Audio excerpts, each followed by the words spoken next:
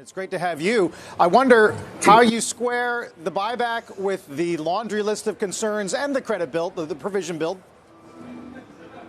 Yeah, Leslie hit a lot of the key points in the intro. It definitely was a mixed quarter, but I think what caught people off guard most of all was the decline in the capital ratios, with now the CET1 ratio at around 11.9%. And I think there's some moving pieces they can do with risk-weighted assets as we move through the year, but I think it is a big headwind to the buybacks as we move forward. You think he speaks for bank management at large?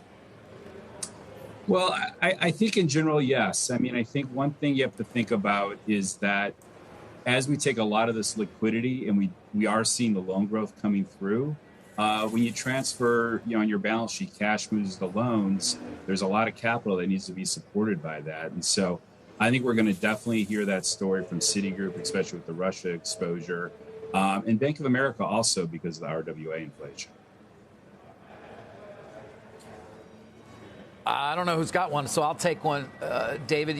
So what are your expectations when it comes to potentially a reduced buyback as a result of where that capital ratio is right now?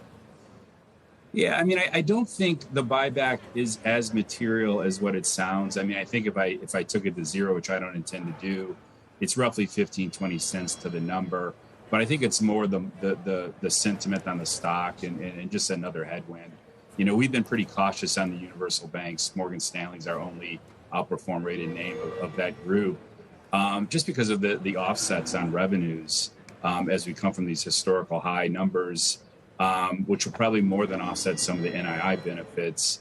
And then now, capital is creeping up on the requirements. While, one thing we're seeing that will be a read through across the industry is the AOCI hit, which is effectively the mark to market of your bond book as rates move up. And that was a bigger number than what we thought. It was about $9.5 billion. We were forecasting $8.5 billion.